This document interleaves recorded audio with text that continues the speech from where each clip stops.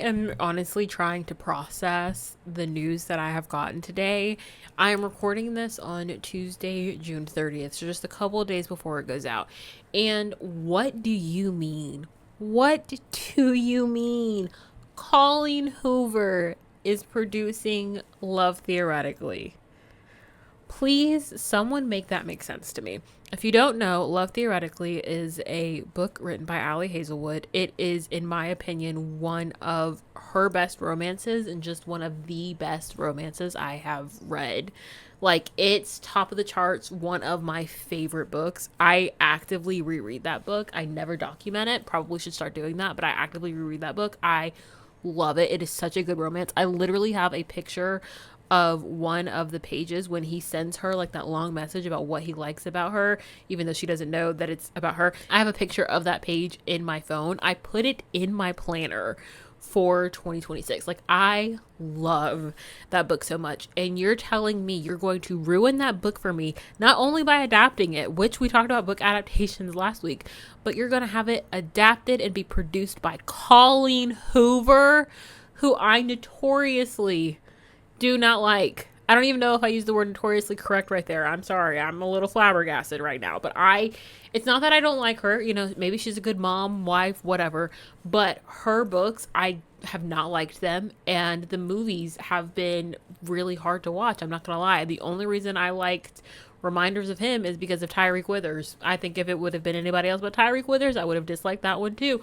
Like, what do you mean this person who makes boring movies and writes grammatically questionable books where there is tons of plot holes and it's just, we need some help? What do you mean she's producing Love Theoretically by Ali Hazelwood? Now, granted, Ali Hazelwood is supposed to be an executive producer on the film as well, but overall, it is Colleen Hoover's production company that she has with, I guess, her friend or some other lady. It's not how I wanted to start recording this episode, where we literally are going to be talking about books, and it's one of my favorite books. I'm just so sad right now. Like, I don't think you understand. Actually, you probably do if you care about books as well. I'm glad I got that off my chest, but I'm probably going to be sitting with it for a very long time until this freaking adaptation comes out. So until then, welcome to the Simply Jamilah podcast.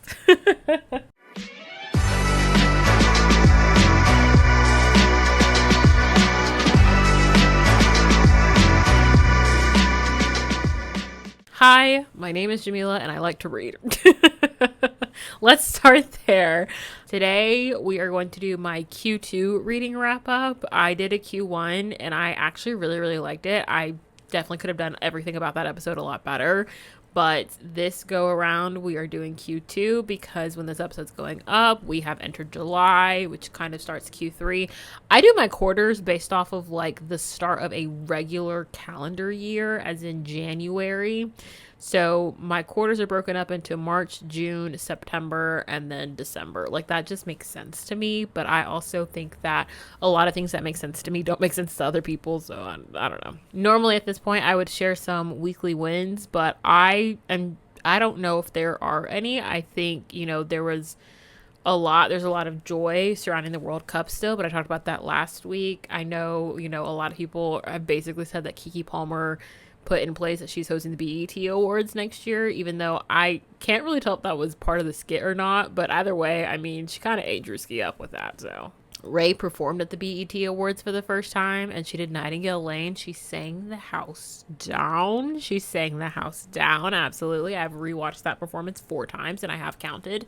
So, I mean, apparently there was like a lot of other things. Like Janet Jackson came out and gave Tiana Taylor the Icon Award, and Lauryn Hill had like one of the biggest tributes to her, including her children coming out on stage to sing as a part of her tribute. And let's just remember, Lauryn Hill has only really had one album come out, and it's lasted the test of time. I think that album is actually older than me. So there's like those kinds of things that I've like seen on the internet as far as wins. I don't really watch award shows, but I don't have anything like big, substantial. Honestly, my brain is still processing the Ali Hazelwood thing. And then my brain is also processing the fact that Every Year After got renewed for season 2, but we didn't get My Lady Jane season 2.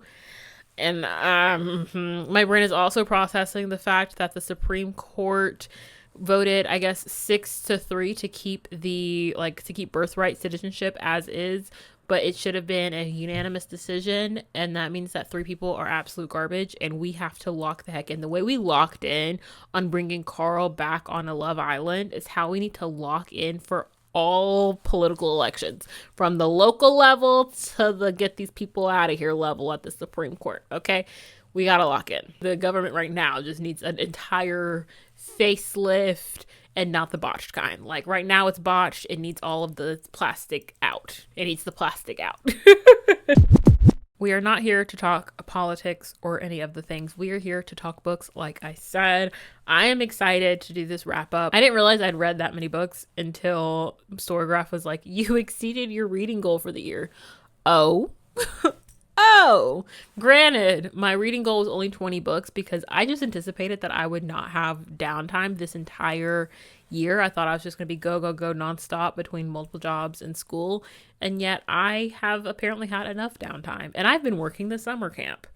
I've been getting my butt kicked by the summer camp, to be honest, which fortunately or unfortunately, if you ask my bank account, we do have the week off because of Saturday being July the 4th. And that's just me saying the date, not the holiday, because in my head, it's just a day to really keep my dog's anxiety down and go find a burger somewhere. I have a lot of books to talk about, and I'm going to do my best to not ramble too long about any of them because there is quite a few of them. But if you're interested in seeing and hearing about all of the books that I read this past 3 months, which is kind of crazy to say out loud, then we're gonna get into it. I'm gonna do what I did last time and go like in the order of, you know, the farthest read to like the most recently read. So where I ended on the last like Q1 wrap up, I had read Before I Let Go. So the book that I read after that is what I'm going to start with, and that book is actually The Midnight Library by Matt Haig. My friend wanted to read this for the book club that we're in together, and it's a book that I had always seen and I was honestly truly interested in as well. It's one of those books that you love or you hate, and I feel like if it was written a different kind of way, it would be lovable.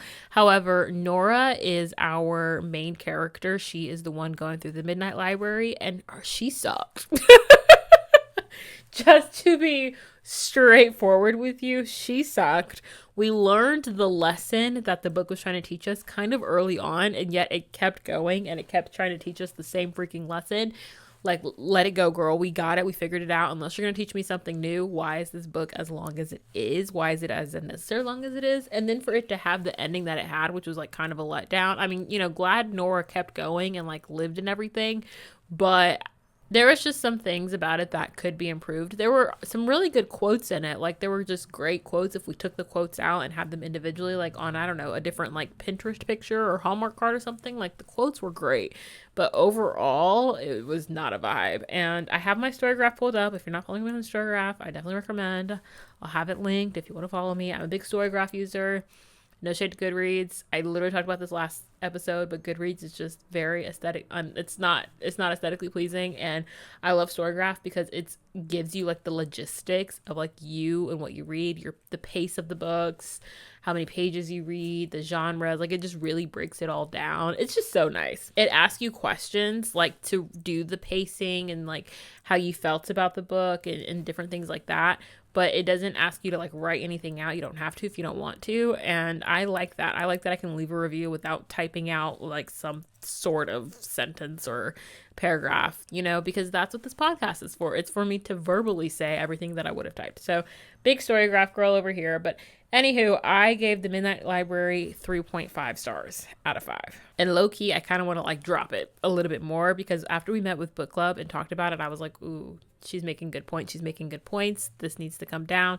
But, you know, I've already put it in. I've locked in my rating. And I'm trying to remember why I even gave it a 3.5 instead of like a 2.75 or a 3. But I think it was just those quotes, those like singular quotes that really did it for me. Okay, and then after that, I completed Honey and Spice by Bolu Babalola, a romance that is highly recommended by many of my favorite like book people that I follow on Instagram, bookstagrammers, I guess you could say. That was actually the correct way to say it. But it's highly recommended by them. And then a lot of the times when there's like books specifically geared towards like recommending Black authors or books like starring Black characters, whatever the case may be. Honey and Spice is normally like one of those books that's recommended. So I was like, okay, fine, here we go, let's read it. Like, the time has come. It's been on my shelf for I don't know how long. So I finally was like, this is great. I think one of my favorite things, side note, one of my favorite things about my shelf is that it just has so many books on it that they'll sit there for a while, and then I'll just randomly be in the mood to be like, you know what? This just feels like that time of my life or that time of the season where this needs to be read. So we're going to read it. And that was definitely the case with Honey and Spice. I just hit that moment and I was like, yeah, it's time. And I'm happy I read it. Kiki and I think his name is Malachi. You know how I feel about it if I don't remember their name. Yes, Kiki and Malachi, they had some good banter for sure. There was a couple moments where I actually like laughed out loud, but I'm gonna say something that's just gonna make the people not like me.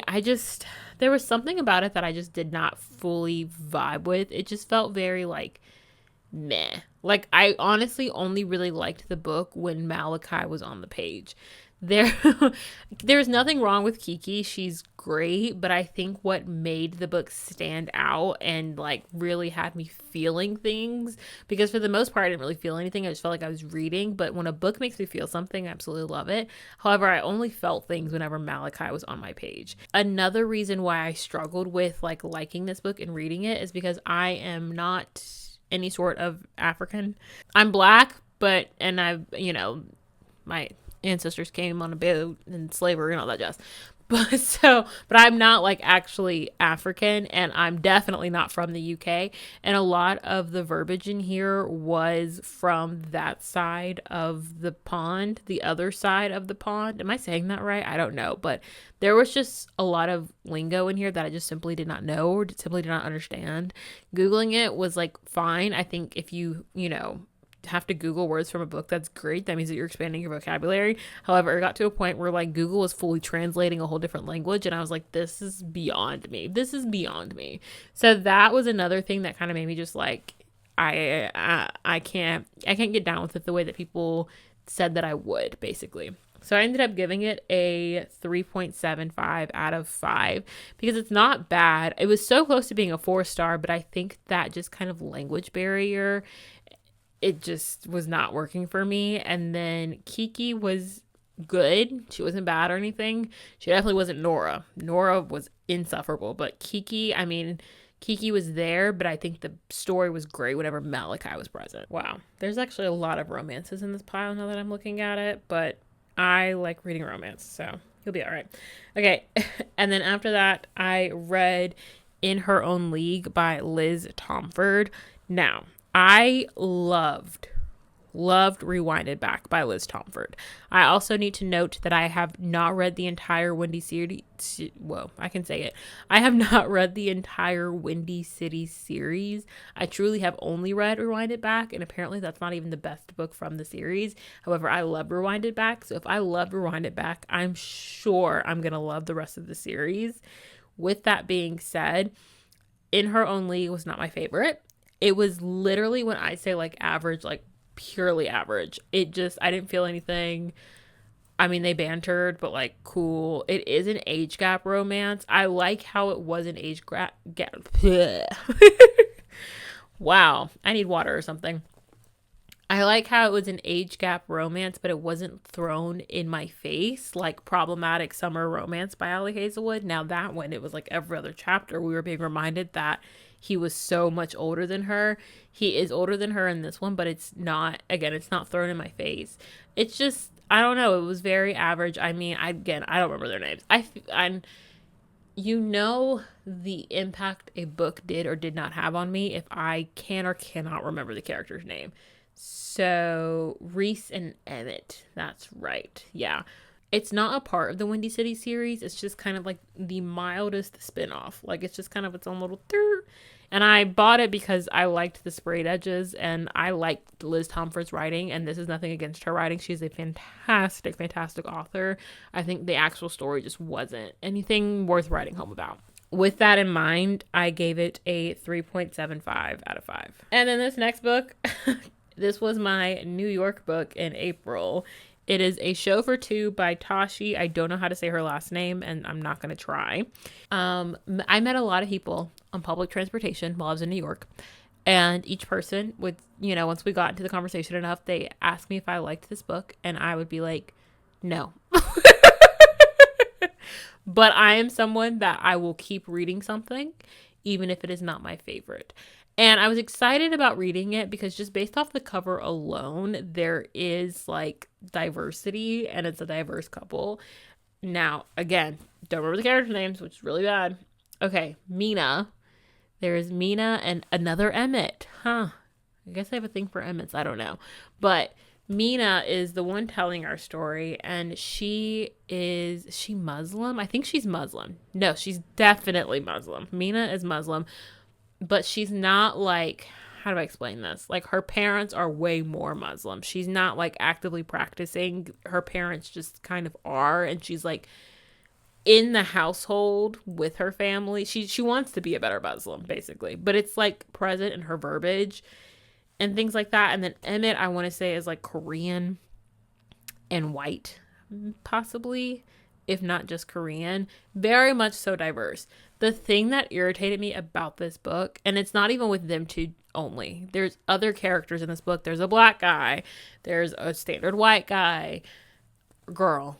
I think it's a white girl. But, like, there's diversity in all of the characters. And I get it, especially because this book does take place in New York. This book is also based off of, I guess, that one time that Tom Holland went and did something undercover at a New York City high school to get in character for when he was becoming Spider-Man. This book is based off of that because the author had the privilege of, like, being there at that time when it happened. And I understand, like, I got that whole concept definitely in this book, but I think what irritated me about it, Mina was annoying. Respectfully, Mina was kind of annoying, but then her friend kind of sucked too. I don't even remember her friend's name, but her friend was kind of like, no one in this book was actually likable. Did I put that? I think I might have put that in my review. Because one of the questions, one of the questions that I ask on Storygraph is like, are the characters lovable? And I literally put, it's complicated. Because I think I liked Emmett, and he was kind of the only one that I liked. Very similar to my thoughts with Honey and Spice, where Malachi was the only one that I really gravitated towards. But like, Mina was so overbearingly annoying, and just like, I don't even know, that it was overwhelming. And then her sister all of a sudden like turning on her was so weird. Like, all of the women in this book just really pissed me off. They didn't like piss me off necessarily, but it was just so, I got aggravated. And then I got aggravated because yes, our cast is diverse, or our people are diverse, and like the author made sure you knew. She kept throwing it out there. And I have such a problem. I love diverse reads, don't get me wrong, but I have such a problem when it's being like thrown in my face that there is diversity. Like, I get it, and I'm proud of you. Congratulations. Way to do like the basic human thing and represent the potluck that is the United States of America. But you don't have to consistently throw it at me that, something makes somebody different, basically.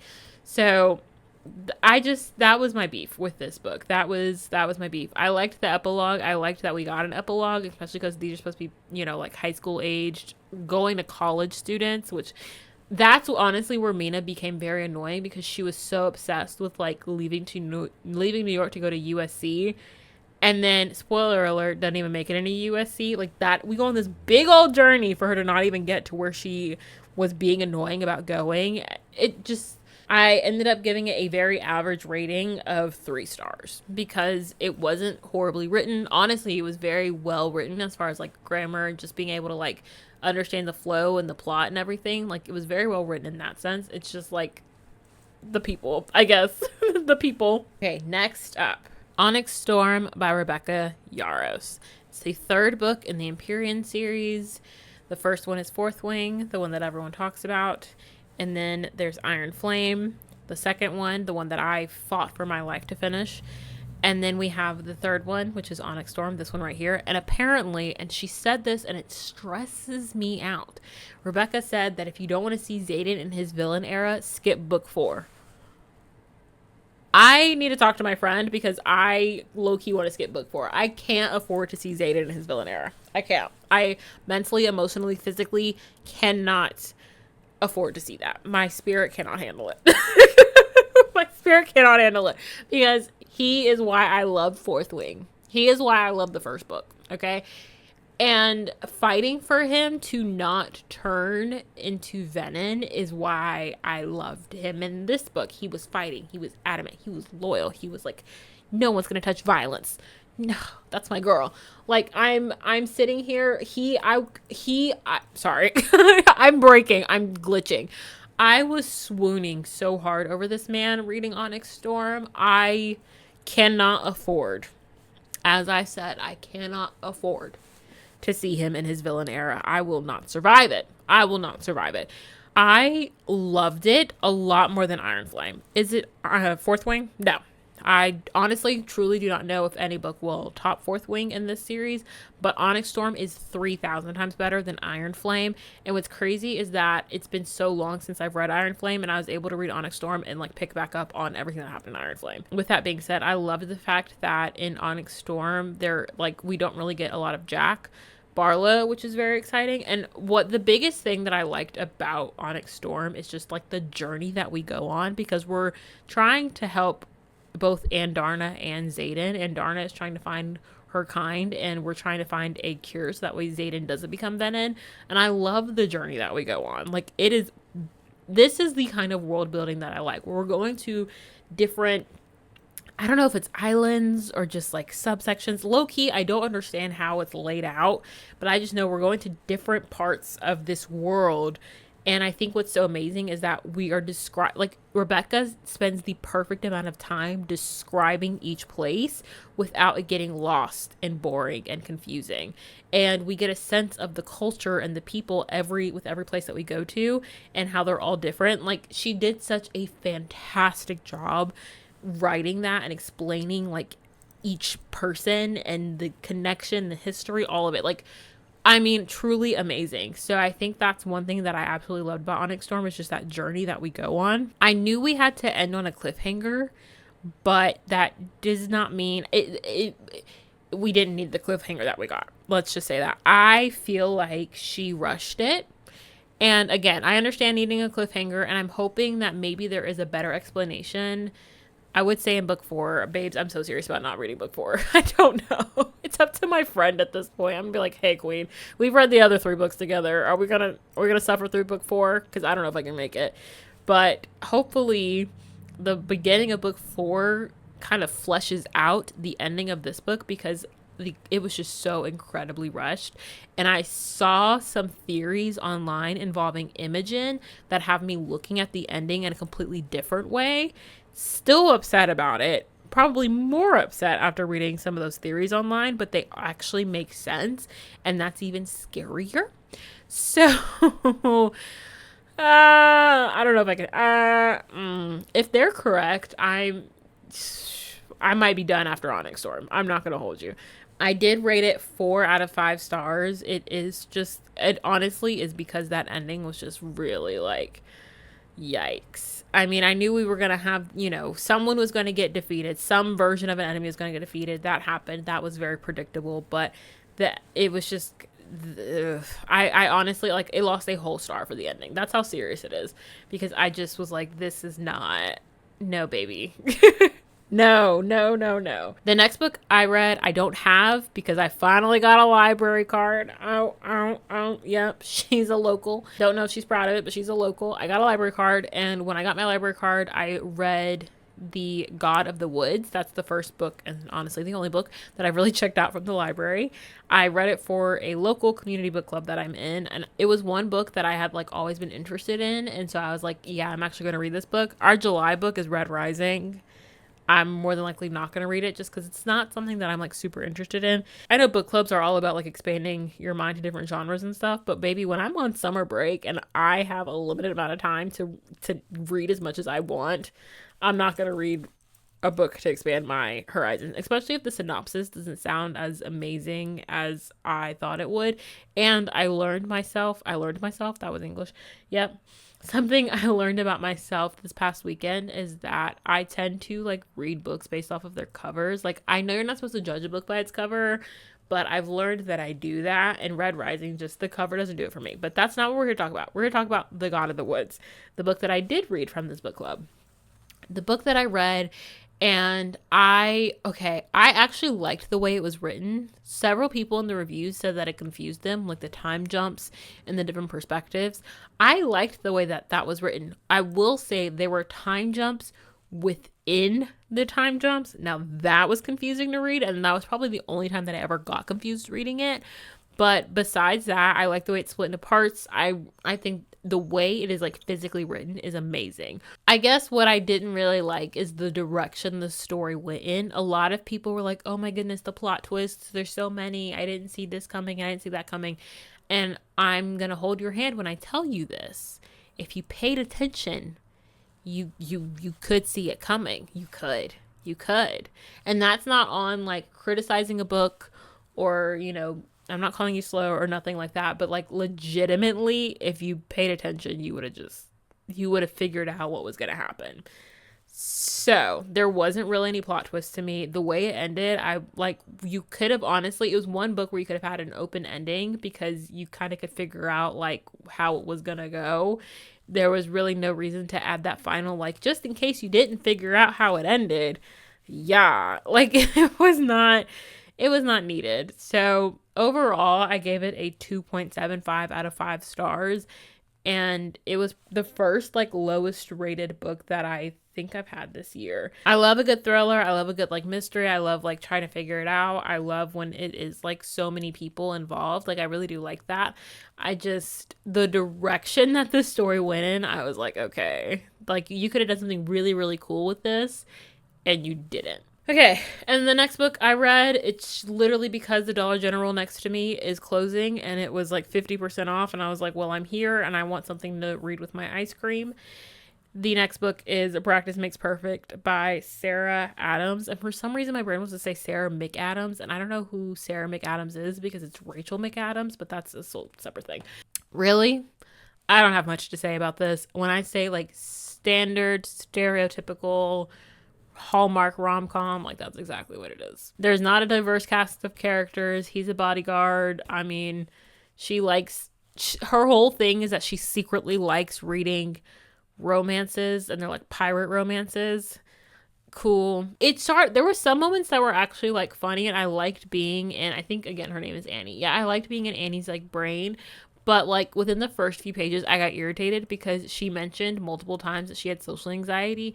You just got to tell me a couple times, hon. You don't have to tell me 4 to 7 times that you have social anxiety. So that it started my annoyance for Annie a little bit, but I wasn't like a complete hater or anything. She wasn't bad. It was just like, girl, we get it. And the social anxiety is the basis for her needing help from Will to be better at dating, but then obviously you can kind of tell how that's going to go. And it is a dual perspective, like a dual POV, and I love that in a book, but it just truly standard Hallmark movie. I gave it a 3.75 out of 5 on Storygraph, and that is probably another one that really just needs to be lowered. And then I am a big believer that an audiobook counts as reading, especially if you like remember and grasp the concept of the book. So the next book that I read was an audiobook. It was Promise Me Sunshine by Cara Stone. When I tell you that this book hurt my feelings. Like low-key, whoa, Jamilah, do not cry. I low-key just got teary-eyed saying that. It was a journey, because yes, it's a romance. Yes, we fall in love. Honestly, it had the same-ish energy as Voicemails for Isabel, in the sense that, yeah, it's a love story, but grief is there, baby. We are working through our grief, and it is tough. Oh my goodness. I cried a couple times. Like, I was reading / listening to this book. Wow. Okay, and the way I listened to this audiobook, because I got my library card and I got Libby. Just thought I'd throw that out there. She's a local, but also a 10 out of 10 recommend getting your library card and joining Libby, because I'm loving it. Anyway, wow. Like, I can't even explain to you how great of a book this was. Cara Stone kind of ate everybody up. She really did. And I want to read her other books, but I also just feel like her other books are going to emotionally destroy me because of the way that this one did. And I don't know if I want to keep this pattern up. Lenny is our female lead, and she lost her best friend, and she's going through it. And I mean, when I say a homegirl's going through it, I mean we're sleeping on the Staten Island ferry going through it, okay? We are doing everything we can to not be in our own home. We literally buy secondhand clothing instead of just going home and changing. We end up meeting Miles through the child that we're babysitting, and Miles is an expert in grief and grieving, which is a whole separate sad story. Oh my goodness. And Miles kind of saves us as far as like basic human survival, like making sure that we eat, providing us with a place to stay that isn't, the Staten Island ferry. It's tough, man. This book was destructive, but it was so good. It was so well written. Our voice actress did amazing. Oh my goodness, because it was just one woman doing the voices, but she ate them up. She did so good. I ended up this was almost a 5-star. I took it down just a little bit because of the length. I had to kind of like remember certain points, especially as I started falling in love. But ended up being a 4.75 out of 5-star for me, like right there at the 5-star. So good, so depressing. 10 out of 10 recommend. Because I wanted to understand and fully watch Off Campus and all the things. I've talked about it several times before. I was like, I have to read the deal first. Well, babes, she read it. She's here. She's in the recap.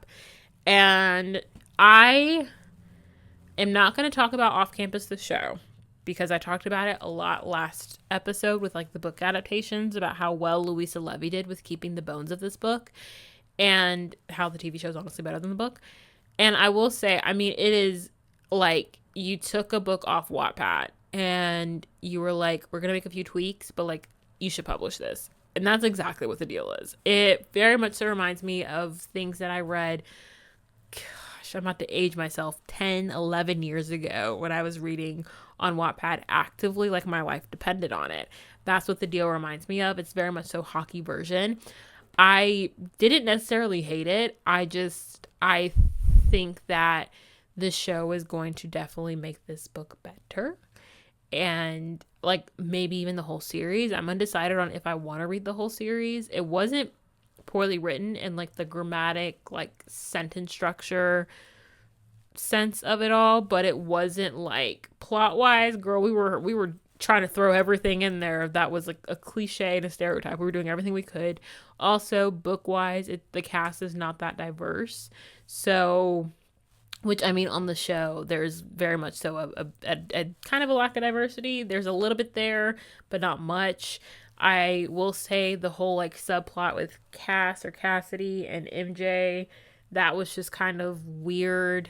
And the fact that her name was MJ, Mary Jane to be specific, like, girl, did you like Spider-Man or something? What are we doing?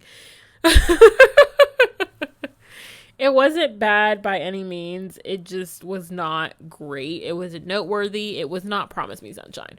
I did not feel anything when I read this, and it's not because I had skimmed Off Campus beforehand. Honestly, I think skimming Off Campus beforehand and just getting a general, like, visual of the characters helped me read this, because honestly, with the descriptions in this book, it was hard to envision some things. So, like, the show kind of helped with that, low-key. But I do feel like I think Elle Kennedy now would write something a lot better than Elle Kennedy from whenever this was published, which I think was like 10 years ago, if not more. I ended up giving it a 3.75 out of 5 stars. Because again, it wasn't bad. You do eventually fall in love with Garrett. Garrett is more insufferable in the book. Very much so a bigger douche. And Hannah is way too sarcastic in the book, to the point where I was like, girl, if you don't shut up. Like, as a sarcastic individual, she was pissing me off. I was like, I need you to stop talking. I actually actively need you to stop talking because you're irritating me. The next book I read was a reread. Honestly, I could have probably gotten my physical copy, but it was an audiobook. It was I'm Glad My Mom Died by Jeanette McCurdy. Still soul crushing. It's my, I don't even know, third time maybe reading it. I read the physical one twice, and then this one. Just destructive. So Still gave it 5 out of 5 stars. Just one of the better memoirs written in the past decade, maybe. Right up there with Viola Davis's memoir. I do have multiple memoirs on my TBR shelf though, so maybe I'll find another one that is right up there with it. But I mean, I'm glad my mom died. She's taking the cake. And then I decided I was going to do a little 24-hour reading challenge that focused on finishing books that I had apparently started. And this book I didn't know that I had started until I realized it was in this pile.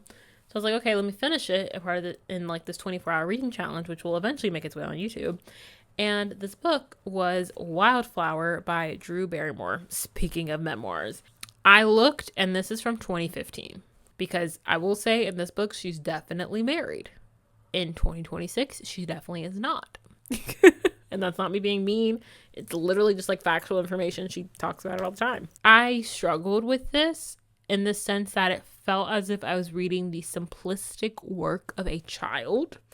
It's just not me being mean. I'm trying really hard not to be mean, but that's what it felt like.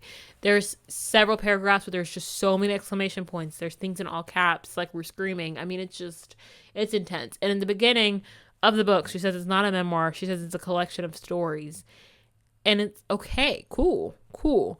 But can we at least do those collections of stories where either they're in chronological order, so you're not re-explaining yourself in certain areas, or something, because it was simplistic to read in the verbiage, but it was difficult to read in the just the order of it all.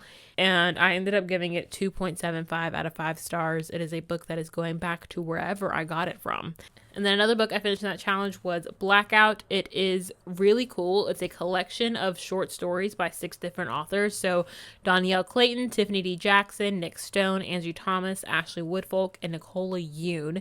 And they all wrote short love stories, but all of the stories come together in the end at this big block party. So all of our characters from each different story and each author's different writing style come together in the end, and it is so dope. It is so cool to me. I don't know if I know there's Valentine's Day is one of those movies, and maybe New Year's Eve is the other one. I can't remember, where there's multiple, these are movies where there's different love stories and situations happen leading all up to this big moment, whether it's at night on New Year's Eve or I guess the day of Valentine's Day.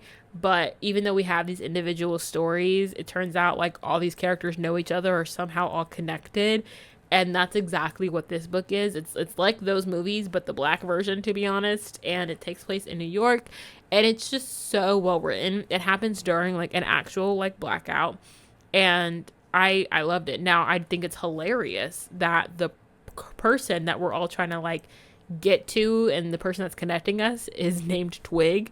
And we don't actually ever meet Twig. He just is the one putting on this giant block party that everyone is kind of trying to get through the blackout to get to.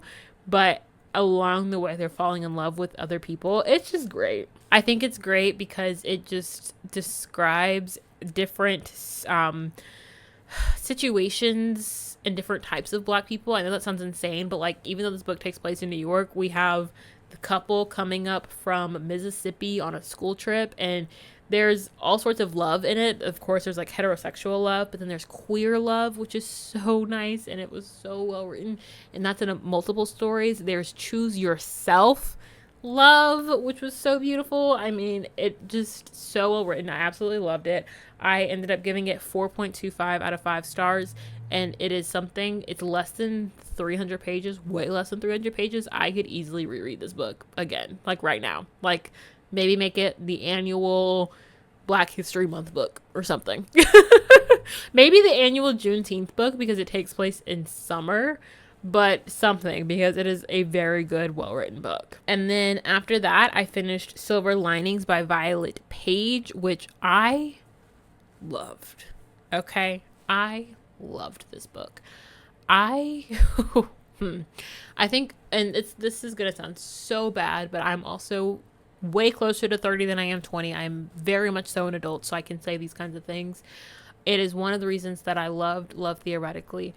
I read steamy scenes. I do. I need steam in a romance for me to like it, low-key. I'm not going to hold you. I do need that. This book, I thought I was melting.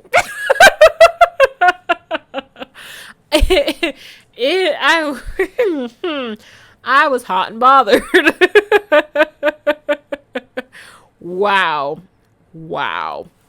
Wow. Like, Violet did that. She did her big one with those scenes. And they're like 3 or 4 chapters in a row. I could not get a break. I could not get a break.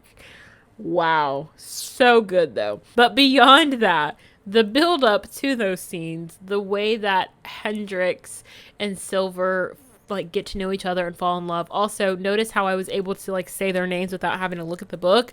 That's because I really liked this book. That's how you know we're locked in. Hendrix and Silver, their relationship, their build up, them getting to know each other, the never ending game of 20 questions, the name game that they have throughout this book. I fell in love with those characters. I fell in love with those characters. And then I fell in love when they fell in love. That is such a crazy thing to say. I will tell you, I 10 out of 10 recommend. I got this book from BookCon. I went to, there was this section in BookCon called Indie Author Alley. And after reading this book, low key, I'm contemplating, do I want to go to BookCon or do I want to go to the LA Times Book Fest? Fortunately, they're not in the same weekend in 2027, but unfortunately, BookCon kind of took me out last year, and I don't know. But one thing I loved about BookCon, and this book almost sold me on it, is just the big area for independent authors, because I got this book from that area, and Violet Page is an independent author, and for me to feel the things that I was feeling, rah, she did her big one. This is an awesome book. I will say, I gave it 4.25 out of 5 stars. It was going to be a 5-star for me, and I try to not be like a teacher in every area of my life. I really do try to sit down and enjoy things, but there was just some like grammar and spelling errors to the point where like literally I think it's like page 337 or something, there's a completely incomplete sentence. Like it just stops. Like the sentence is just done. There's no period or anything, and then we just move on to the next paragraph. So there's like a lot of moments like that throughout the book where you're like, okay, let me just kind of fill in this gap. And then there's a couple of like plot hole points where it's just kind of like, I think there's like a weird continuity in some areas. But overall, I mean, it is a fantastic read. I loved it. It was fun. It was exactly what I needed for this summer season. It made me want to read like every romance that I have on my TBR shelf because I loved it. And then the very last book that I read, it was an audiobook. It was Swift and Saddled by Lila Sage. My very first Lila Sage book, but apparently it's the second book in the Rebel Blue Ranch series. So I'm really good at reading books out of order. It was awesome.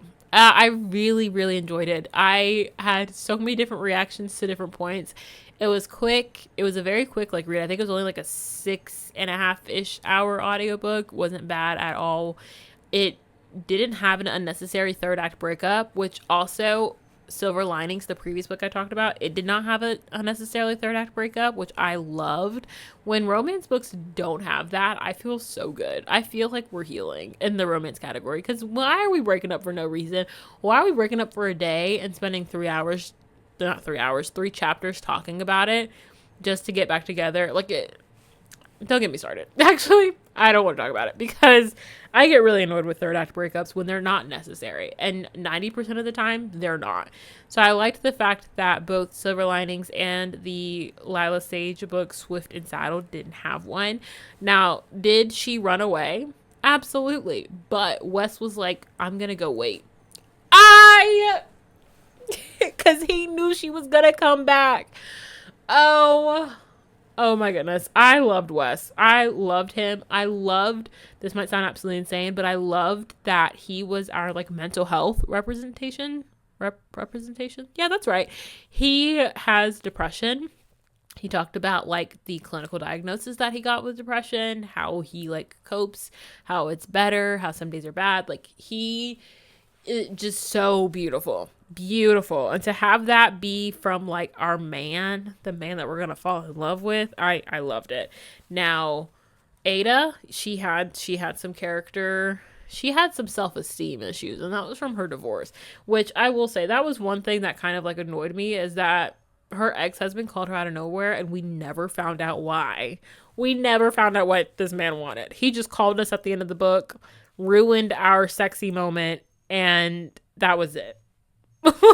Like, what? I gave it a 4.5 out of 5 star. I also really liked, I mean, as someone who has a degree in interior design and like hardly ever uses it, I do like the fact that our girl Ada is an interior designer, but she went to interior design school and was braver than me and realized that she liked it but didn't like the fact that she was in school for it, so she quit and started her own like kind of business and built herself on social media, built her interior design business on social media. Like, I thought that was pretty sick. So that little subplot, actually it's not even a subplot, that's the way that Ada gets to this random ranch in the middle of, I think it's Wisconsin. That's how she goes out there and meets Wes, is she's supposed to be doing a big interior design project for him. And that's honestly where we spend most of the story. Those are all of the books that I've read in the past 3 months, and that's a lot. I am grateful to have the opportunity to read books, and I'm loving it. I'm happy to have the time to read books. I'm currently reading a Jasmine Guillory book. I am reading a nonfiction book. I do read like not romantic books, by the way. I just feel like that needs to be said. But I also want to say that it is summertime, and summer just feels like the perfect season to like lock in on romance. Like, when the weather warms up, I want to read romance. It just feels like that nice little hug, I guess. I don't know. Don't ask me. I'm not 100% sure, but I will say that it's just fun. That's what I will say. I will say that it's fun. Reading is fun. Reading in the summer is fun. Reading outside when it feels good and you're not going to like die from the humidity or the heat. That's so fun. Thank you so much for listening to this episode of the Simply Jamilah podcast. I'm not going to talk about what I'm currently consuming because literally I've just been reading books. I'm not going to hold you. I'm on episode 5 of Off Campus, and I've like been locked in and like actually actively watching it. So that's been great. I really need to watch another movie or something. I don't know. I feel like there's a movie coming out soon, but I don't know what it is. And maybe I'm making that up in my head. Or also, I'm not making it up in my head, and I think the movie I'm thinking about is Toy Story 5. I don't know. But what I do know is that I don't know.